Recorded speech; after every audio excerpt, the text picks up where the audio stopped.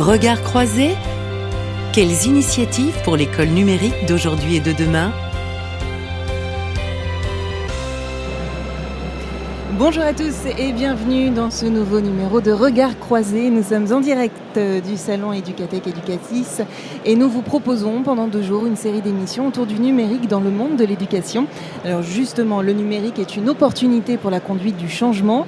Il existe aujourd'hui une plateforme participative et collaborative, la plateforme Inspiration numérique, qui a été lancée aujourd'hui. Nous allons en parler. À mes côtés en studio, j'accueille Catherine Poirier, professeure de lettres, qui a pu expérimenter cette plateforme. Bonjour. Bonjour. Et vous êtes accompagné de Lionel Garnier, chef de projet à la direction du numérique pour l'éducation. Bonjour. Bonjour. Alors Lionel Garnier, pouvez-vous nous présenter cette fameuse plateforme d'inspiration?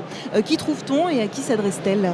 Alors, la plateforme d'inspiration numérique et éducation, qui vient d'être lancée effectivement aujourd'hui sur le salon Educatec Educatis, on y trouve des pistes inspirantes pour permettre au personnel d'enseignement et au personnel d'éducation de venir partager, de venir piocher quelques informations qui leur permettraient de proposer à leurs élèves des séquences pédagogiques inspirantes.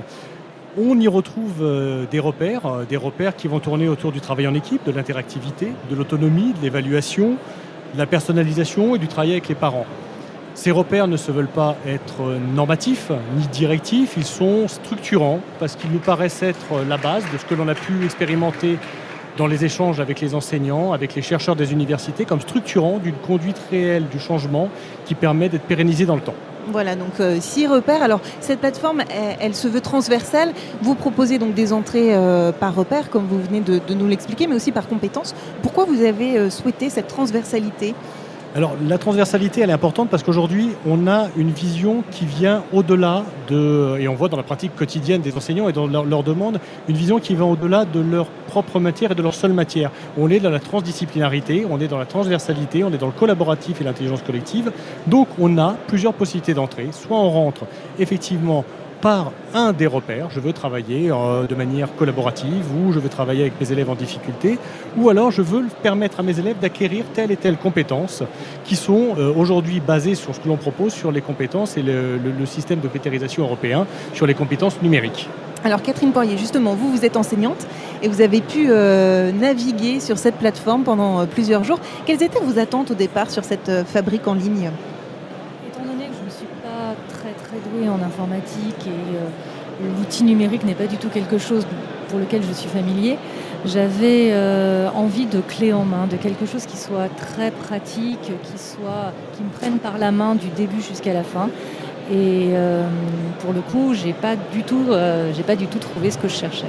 Est-ce que voilà, justement, quel bilan vous avez tiré après ces premiers jours d'expérimentation Contrairement à ce que je pourrais faire croire, un bilan extrêmement positif parce que bien que je n'ai pas trouvé du clé en main, j'ai pu trouver des choses auxquelles je ne m'attendais pas du tout, notamment dans le travail avec les médias, puisque je mène une classe média avec une classe de 3e, et je cherchais des idées, des choses à mettre en pratique avec cette classe de 3e. Alors justement, il y a dans les repères un onglet qui consiste à faire à l'interactivité, donc travailler notamment à la prise de parole. Eh bien, en allant sur les onglets prise de parole, j'ai finalement trouvé d'autres choses que ceux que j'avais cherchés au départ et qui ont enrichi d'autres pratiques pédagogiques. Voilà, ça vous a inspiré finalement. Exactement, ça m'a inspiré. Alors Lionel Garnier, la plateforme elle a été pensée pour accompagner les enseignants. Quelle peut être la posture du ministère sur l'animation de cette plateforme ? Alors, sur l'animation, j'allais presque vous dire qu'une fois qu'on vous l'a présentée, cette plateforme ne nous appartient plus.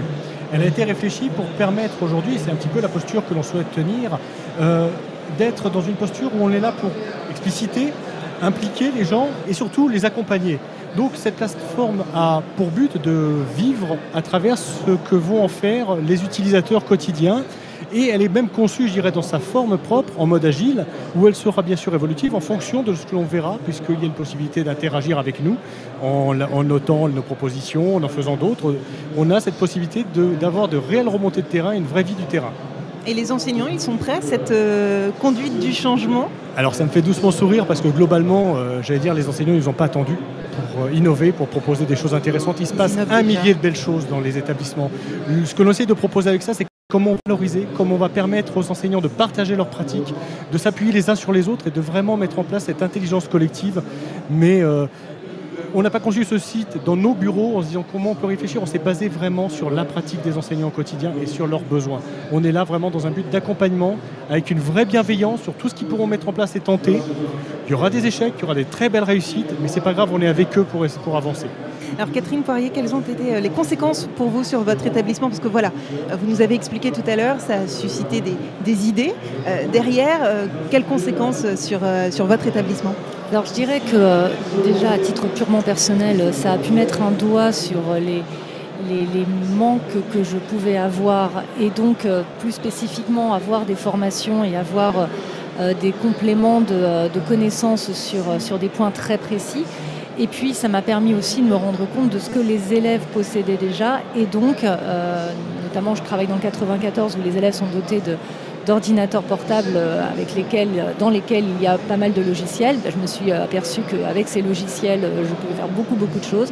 Donc concrètement, je suis allée demander à ma chef d'établissement comment faire pour obtenir les formations. Et alors pour la petite histoire, justement, la formation aura lieu demain.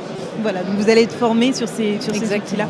Donc justement, ça permet, cette plateforme, elle a aussi permis de faire remonter des informations sur votre quotidien de travail. Voilà, et puis de communiquer également avec mes collègues, puisque j'ai des collègues qui mènent déjà des classes inversées, de pouvoir me renseigner auprès d'eux, de savoir ce qui existait déjà dans ma discipline, et puis de pouvoir discuter avec d'autres collègues aussi incompétents que moi, j'ai envie de vous dire. Incompétents, mais qui vont être formés et qui curieux, vont monter en compétences sur ce thème-là. Alors Lionel Garnier, ce type de plateforme favorise-t-il aussi la conduite du changement pour les chefs d'établissement? Parce que en introduction, vous me parliez des enseignants, mais pas que. C'est pas que pour eux. C'est pas que pour eux, effectivement, parce que le but d'une telle plateforme, c'est de permettre effectivement aux enseignants, et c'est ce que rappelait Catherine Poirier dans son exposé, c'est de pouvoir se dire quelles sont les questions qui vont être posées et qu'on sorte un petit peu de cette fausse idée qu'on peut reprendre une séquence que l'on mène dans sa classe avec ses élèves et la transposer comme ça, dans un autre établissement, sans se poser la question est-ce que ça va fonctionner ou pas. Et pour savoir si ça va fonctionner ou pas, on doit avoir cette prise en compte du changement par les personnels d'encadrement, que ce soit les chefs d'établissement ou les personnels d'inspection, savoir comment on va, nous, personnels d'encadrement, accompagner nos équipes d'enseignement et d'éducation à mettre en place ces pratiques inspirantes ou innovantes qu'ils souhaitent mettre en place. Finalement, si on dresse un premier bilan, Catherine Poirier, est-ce que vous avez pu trouver des idées pour des scénarios pédagogiques? Est-ce que vous avez des exemples concrets à nous faire partager? Alors, parmi les exemples concrets, je peux vous en proposer deux. L'année dernière, avec une classe de 6e, on a écrit un conte à plusieurs mains. Donc, j'avais demandé à mes élèves de 6e de venir avec chacun leur ordinateur et le traitement de texte pour que chacun, par groupe, écrive un petit bout d'histoire. Et ce qui a été très rébarbatif pour eux, puisque un coup, un gamin avait oublié son ordi, un coup, chacun n'en était pas à la même étape d'écriture, alors que normalement c'était un travail collaboratif.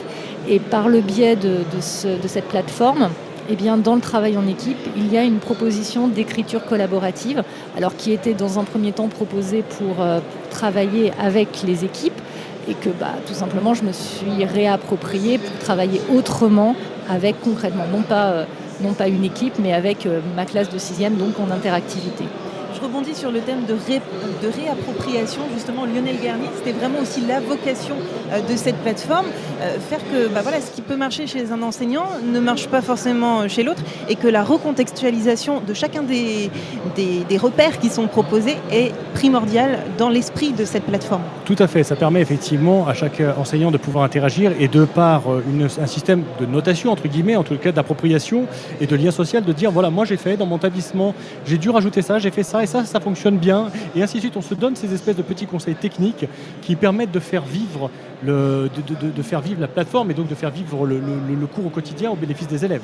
Voilà, donc un outil vraiment participatif. Catherine Poirier, dernière question avec le recul. En quoi cette plateforme vous a-t-elle accompagnée dans vos pratiques? Il y a de la formation du coup demain Voilà, il y a de la formation demain, donc c'est pour ça que je dirais que pour le moment la plateforme ne m'a pas encore accompagnée, mais qu'elle va m'accompagner beaucoup, puisque j'ai eu plein d'idées grâce à cette plateforme et que maintenant j'ai envie de les mettre en pratique. Voilà, merci beaucoup. Lionel Garnier, vous souhaitiez compléter? Juste effectivement pour compléter, pour terminer, j'ai envie de dire à tous les personnels qui iront sur cette plateforme, amusez-vous, faites-vous plaisir, faites ce que vous savez faire. Vous êtes des professionnels, on est là pour vous accompagner, on est là avec vous, on est à votre service. Faites-vous plaisir, c'est un beau métier et il y a de quoi faire. Voilà, merci beaucoup, ce sera le mot de la fin. Merci à vous deux d'être venus en studio nous présenter cette plateforme Inspiration Numérique que je vous invite donc à découvrir puisqu'elle est lancée aujourd'hui. On se retrouve à 17h pour une nouvelle émission qui portera cette fois-ci sur les marchés publics. À très bientôt, au revoir. Merci beaucoup, à bientôt, au revoir. Regard croisé. Quelles initiatives pour l'école numérique d'aujourd'hui et de demain ?